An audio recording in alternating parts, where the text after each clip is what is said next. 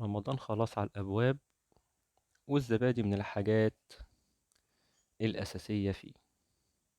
تعالوا نشوف الزبادي الحلو ده عملناه ازاي بطريقة المحلات بالظبط.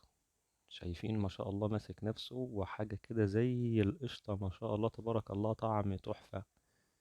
تعالوا بقى نشوف عملناها ازاي. هنا هنجيب كيلو لبن وهنغليه ونسيبه يهدى شوية.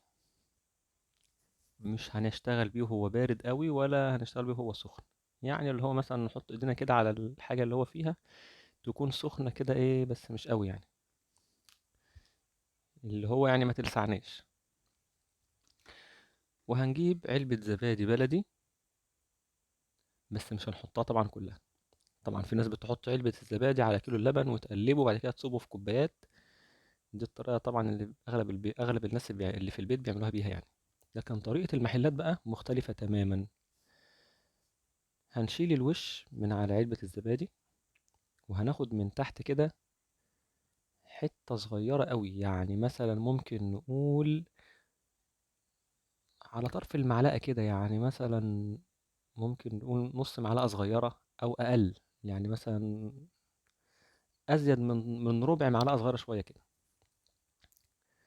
هنحطها في الكيس بالشكل ده، وهنحط عليها على عدد كوبايات الزبادي اللي احنا هنعملها مية. الكيلو لبن مثلا هيعمل معايا حوالي 5 كوبايات، فهنحط 5 معالق مية. كل كوباية زبادي عليها معلقة. طبعا كوباية الزبادي اللي انا عاملها كبيرة شوية. بعد كده هنمسك الكيس بالشكل ده، وهنفضل نعمل في حتة الزبادي في المية بالشكل ده. بندوبها، لازم ندوبها كويس قوي قوي قوي في المية، عشان ما يبقاش في اي فتافيت جوه. لازم ندوبها كويس قوي.